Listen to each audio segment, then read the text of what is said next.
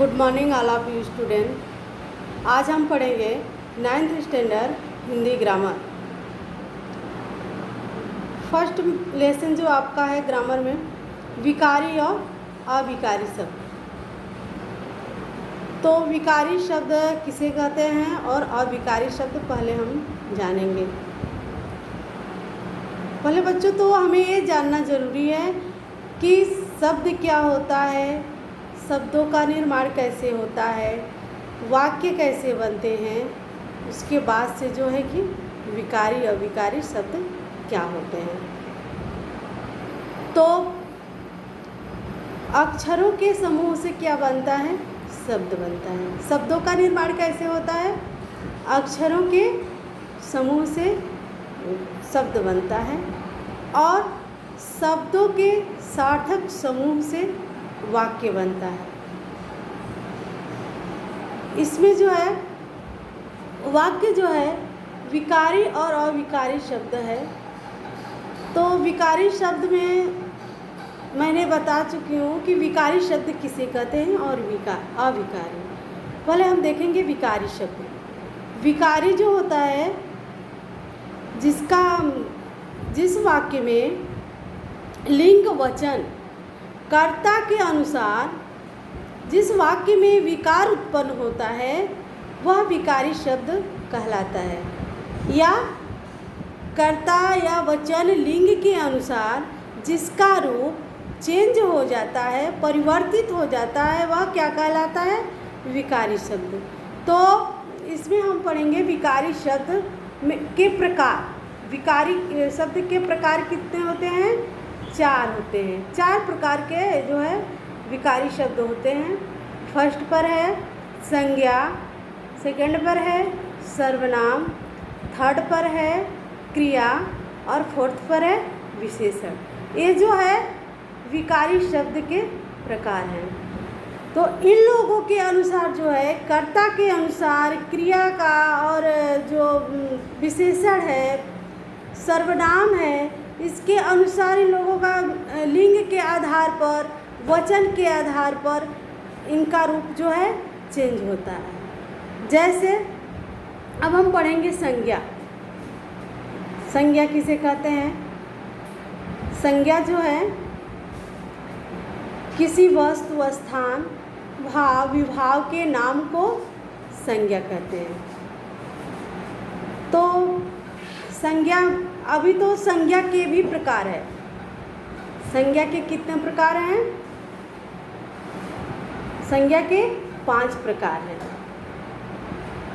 पहले तो हमने संज्ञा के बारे में मतलब पढ़ा, संज्ञा किसे कहते हैं। जैसे नाम, किसी का नाम है वह क्या है, संज्ञा है। किसी के नाम से जो है उनको पहचाना जाता है। जैसे हम लोगों का नाम है तो कहीं भी हमारी पहचान क्या है, हमें किससे लोग जानेंगे, नाम से ही जानेंगे। तो चाहे किसी वस्तु का नाम हो, चाहे किसी प्राणी का नाम हो, चाहे पशु का नाम हो, चाहे स्थान का नाम हो, वह क्या कहलाता है, संज्ञा कहलाता है। जैसे सीता किसी व्यक्ति का नाम है, सीता, राम, गाय और पक्षी, ये सब क्या है, अवस्था, बचपन, ये सब आपका संज्ञा में आ जाएगा। ओके, तो अभी हमने ये पढ़ा, तो अब इसका बारी बारी से देखेंगे कि संज्ञा के कितने प्रकार हैं और उदाहरण से ही समझेंगे। ओके, तो संज्ञा के प्रकार है, फर्स्ट पर है व्यक्तिवाचक संज्ञा। व्यक्तिवाचक संज्ञा, तो व्यक्तिवाचक संज्ञा किसे कहते हैं, जिस वाक्य में किसी विशेष व्यक्ति, किसी विशेष वस्तु, किसी विशेष स्थान या प्राणी का बोध होता है वह व्यक्तिवाचक संज्ञा कहलाता है। जैसे सीता, गीता, पंडित जवाहरलाल नेहरू, मुंबई, ये सब क्या है, विशेष, किसी विशेष व्यक्ति का नाम आ रहा है ना। तो ये सब जो है आपका व्यक्तिवाचक संज्ञा में आ जाएगा। व्यक्तिवाचक जैसे मैं एग्जाम्पल दे रही हूँ, राम खाना खाता है। खाता है, अब देखो क्रिया क्या है उसकी, खाने की क्रिया हो रही है ना, तो वो लिंग यहाँ पर क्या है, पुल्लिंग है। राम पुल्लिंग है और क्रिया क्या है, खाने की। तो देखो लिंग और क्रिया दोनों कर्ता के अनुसार चेंज हो रहा है विकारी शब्द में।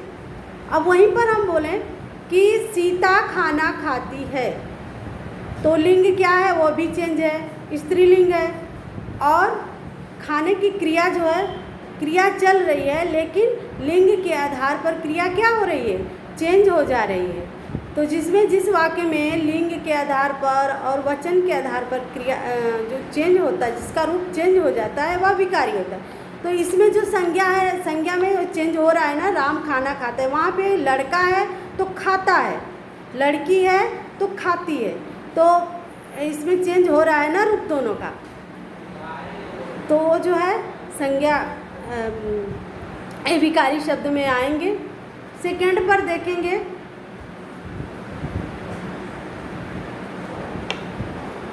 जातिवाचक संज्ञा। जातिवाचक संज्ञा है, अब देखेंगे जातिवाचक संज्ञा किसे कहते हैं। जातिवाचक संज्ञा जिस वाक्य में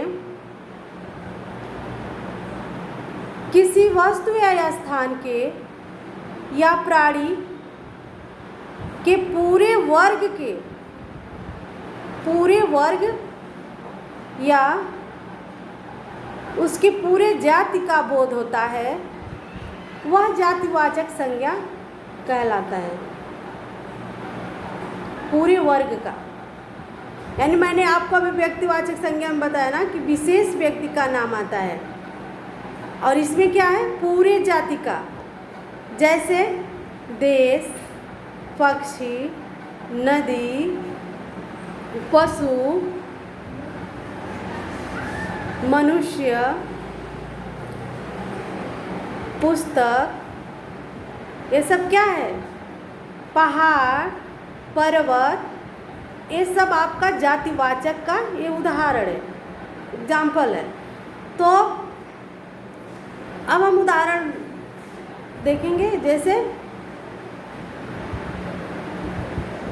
गंगा नदी हिमालय से निकली है, तो गंगा नदी, नदी क्या है, इसमें जो नदी है ये पूरे नदी जाति का बोध करा रही है। नदी में कई प्रकार की नदियां हैं, कई नदियों का नाम कई है, कई नदियां हैं, गंगा, गोदावरी, कृष्णा, कावेरी, मतलब अनेकों नदियों का नाम है। लेकिन वो तो हैं, सभी का ग्रुप क्या है, सभी की जाति क्या है, नदी है, नदी है। तो वहाँ पर जो गंगा नदी हिमालय से निकली है, तो नदी आपका जातिवाचक संज्ञा हो जाएगी। जैसे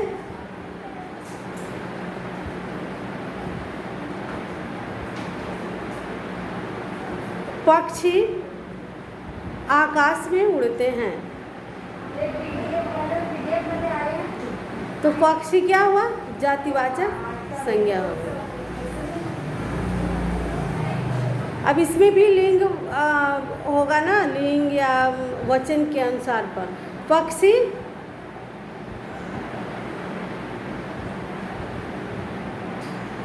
हाँ, तो आपका ये तो हो गया जातिवाचक और व्यक्तिवाचक संज्ञा। तो लिंग वचन, तो इसी से संबंधित मैं आप लोगों को क्वेश्चन दे रही हूँ। आपको लिंग चेंज करना है, पुल्लिंग और स्त्रीलिंग।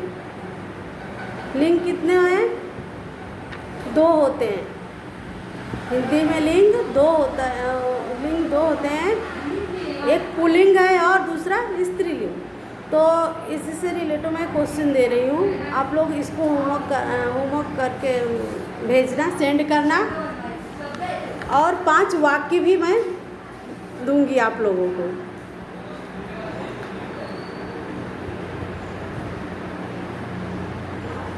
जैसे लिखिए, निम्नलिखित शब्दों के लिंग बदलकर लिखिए। चांद,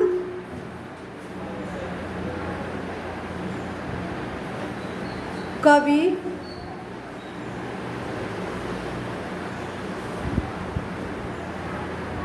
पुस्तक,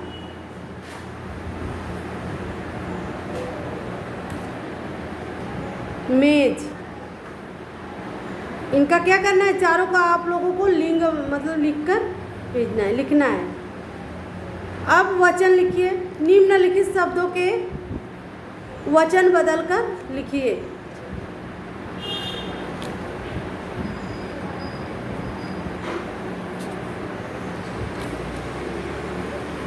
वचन, वचन कितने होते हैं? 2 होते हैं, हिंदी में 2 होते हैं, एक वचन और बहुवचन। और संस्कृत में कितने होते हैं? 3 होते हैं, एक वचन, द्विवचन, बहुवचन। तो हमें हिंदी का पढ़ना है, तो हिंदी में 2 होते हैं, एक वचन या बहुवचन, एक वचन और बहुवचन। तो मैं वचन दे रही हूँ किरण। किरण का आपका जो है वचन बदल कर लिखना है। और दिशा,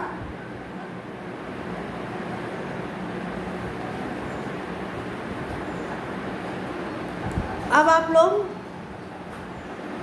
वाक्य लिखिए।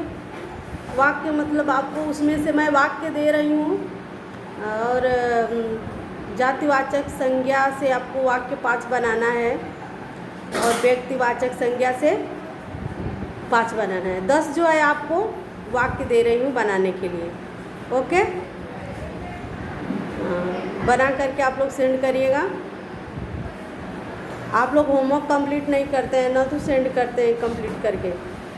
ऐसा नहीं होना चाहिए बच्चों।